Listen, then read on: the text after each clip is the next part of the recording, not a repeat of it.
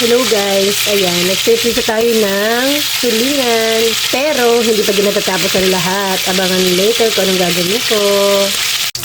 Habang piniprito guys, i-prepare na natin ang ating, yung pangalawang gata, tapos ilagay natin ang talong at ang siling green or siling haba. Ayan. Hello guys, ang tip dito, yung isda ay huwag nyo masyadong pakaprituhin or pakalutuin kasi maluluto pa naman siya dito sa gata. So ito, iti-transfer na natin siya dito sa gata. Ayan. I-transfer na natin para habang kumukulo ang gata ay maluluto pa rin yung ating isda. So, huwag nyo siyang masyadong pakaprituhin kasi titigas talaga yung ating isda pag masyado nyong pinirito. Ayan. So, sasabay-sabay na yan habang maluluto ang talong, maluluto din yung isda. Tapos maya-maya konti guys, ilalagay natin ulit siya ng yung ating unang gata para mas lumapot ang ating ginataang tulingan na may talong. Guys, kapag malambot na yung talong, lagyan natin ang ating unang gata para yun ang magkasilbing palapot.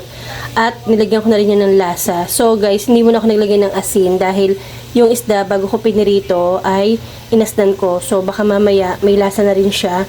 Kaya titikman nyo muna guys bago nyo uli lagyan ng timpla. So nasa inyo na yun guys kung ano timpla ang gusto nyo gawin. Kung gusto nyo ng medyo may asin, pwede nyo lagyan ng kamatis or suka. Guys, titikman na natin. Napakulo na natin siya nung pagkalagay nung gata. Pinakulo uli natin. Tapos titikman na natin guys kung may lasa na siya o wala. Tikman nyo. Hindi ko siya nilagyan ng asin pero parang may konting O tama na yun sa inyo. Masakit tama na. Okay na hindi ko ito nilagyan ng asin eh.